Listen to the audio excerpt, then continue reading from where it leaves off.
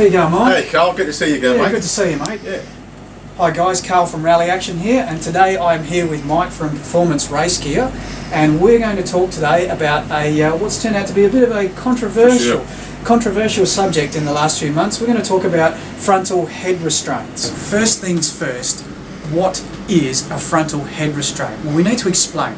Imagine in an accident, a frontal accident, of course, when you're strapped into a race seat, all of your body is harnessed in, so your body effectively doesn't move. However, your head, what some would say the most important part, is free to move about. Once you're wearing one of these on your head, which of course is compulsory for motorsport, you've then got the weight of the helmet on top of your head. So in a frontal accident, your head, with the weight of the helmet, can whip forward, and this can of course cause serious neck injuries that could be potentially fatal. So enter this device. This is called the HANS device, which most competitors would know is the most common name for a frontal head restraint. HANS, however, is actually a brand name, and there are several different types of these. Right, let's talk about these. Now, this particular device is made by, this is the HANS by Scroth, correct? Scroth, now, right, yeah. Now, this is manufactured to the FIA standard, correct? Sure. Now, there are other brands on the market that are made to a different standard. SFI standard? SFI standard, yeah, which is valid for use in CAMS Motorsport until the 31st of December 2015. After that, you will no longer be able to use an SFI device. Right, okay. So the tip here is to make sure when you're buying a frontal head restraint unit that you get one that's FIA 100%. FIA over SFI. Yeah, 100%. Okay. And of course, these particular ones that you have are of course the FIA. Okay. What we've got here is the HANS 20 degree by Scroth Super Sport. This is your entry level FIA device, complete with slip stop and sliding tether. Retails for $4.79. Okay. Next one in the line Then we move up to carbon fibre, which we all love. This is the Stand 21 RS2. The major difference is the weight of the device. They're all the same homologation. Right. They're exactly the same. The difference is the weight. All right. Then we have the Rolls Royce, the F1, as used in F1, all singing and dancing, Scroth XLT. Okay. Just feel the weight of that car. Yeah, and look, it's a bit like helmets. I know some years ago with my helmet, I changed type of rally helmets, and you can feel the weight. That is ultra light in comparison to, of course, these. So yeah, I mean, what I try and say to competitors, for us normal competitors, is that you're sitting on your backside, strapped into a seat most of the time. The weight isn't an issue. Yeah, with say a set of race harnesses, if we have an accident, we know the rule of thumb is that the harnesses should be thrown away. If say your competitor's involved in an accident with their frontal head restraint or their helmet, obviously they're expensive pieces of equipment. What's the go with these? Do they have to be thrown away as well? Yeah, look, very similar, Carl. Every HANS has a sliding tether. On the tether is an actual measurement. Right. In this case, 450 mils or 18 inches. Right. What you would do simply is turn your hands over, get a cloth tape, and measure from end to end. If it exceeds 450 mil or 18 inches, it's done its job. Replace it. Okay, now we've talked about the different types of HANS devices or frontal head restraints. Now, this very tall dummy that Mike's got on display here, much taller than myself and Mike, actually it's the easiest way to show how the device is actually worn. And as you can see here, it sits over the shoulders of the competitors, and at the back, we'll get a shot of this in a second, there's actually a tether, a special harness, if you like, that actually connects to a post on the helmet. We'll have a look at those. This is the way these work. This is the harness or the tether for the HANS device or the frontal head restraint, okay? And this little gadget on the side of the helmet is called the post. Now, with these, it's just a matter of sliding them down and unclipping them, and that's how they work.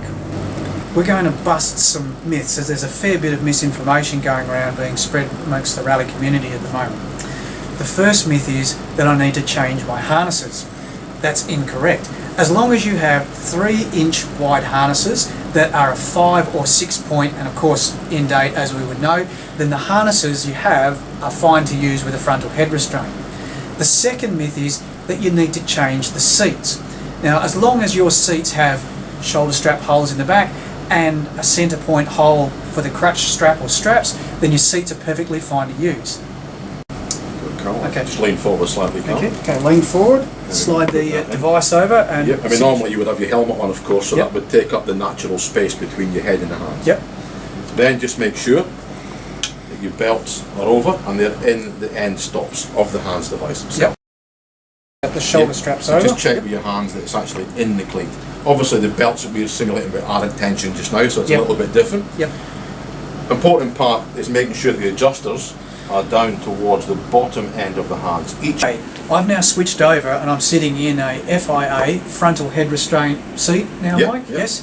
And of course the first thing you notice is these wings are very close. I'm going to talk about this in a sec. However, there's an important point that I wanted to bring to everyone's attention, and that's to do with the harnesses. Now, as you notice on this particular harness, the bottom part of the harness is 3 inches wide. However, the shoulder strap is actually 2 inches wide. This is actually commonly known as a 3-2 harness, and these harnesses are specifically designed for frontal head restraints. Okay, and it means if you fit these type of belts to your car, it doesn't matter what kind of sport you're doing or what kind of motorsport you're doing, whether it be club level or whether it be full rally, you now, if you have these belts, you have to wear your HANS or your frontal head restraint at all times. And that's whether you're testing, competing, taking passengers out for sponsor days, whatever. Doing a carnacross, 100%. even a motor car. If you're using a car that has 3-2 belts in them, then you must use your HANS device at all times with it. These wings are also designed, by the way, when the helmet's on, to stop the lateral movement of the helmet. Okay, the HANS device is designed primarily for the forward and backwards. Hence the name frontal head restraint. Thank you, Mike. Yeah, it's also important, Carl, like the last time, that we have the straps situated in the cleat of the belt. As you can see, it fits a whole lot neater than what the 3-inch belt does. And that's the reason behind going to a 2-inch there, 100%, Mike, so that it actually sits inside the cleats of the 100%. HANS device properly. And also, same again with your adjusters just towards the bottom. We've talked about the actual frontal head restraints, the HANS devices, the seats and the harnesses, is the helmets. Okay, and this is vitally important because the whole thing is designed as a system. Sure. So what we've got here, Mike, is this is a basic helmet. Yeah, sure. That's the RJ's Rally SA helmet with M6 terminals here, Carl. This is where we screw our HANS posts into. HANS posts come in the kit. Now, can I ask here, before we go on to the HANS posts, in terms of helmets, this has been a fairly recent inclusion to have these threads in here, and we will get a shot of these threads so you can see.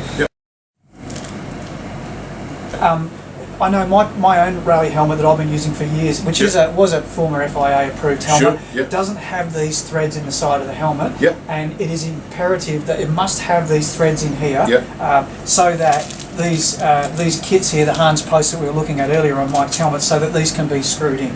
Sure, there is in the CAMS manual, some of the older helmets can use an older style post kit, but if your helmet needs to be drilled, it has to go back to the manufacturer. You can't do that yourself, I can't do it for you. It actually states that in the CAMS manual. Right, and look, all things considered, Mike, I know we've had a discussion some time ago about this.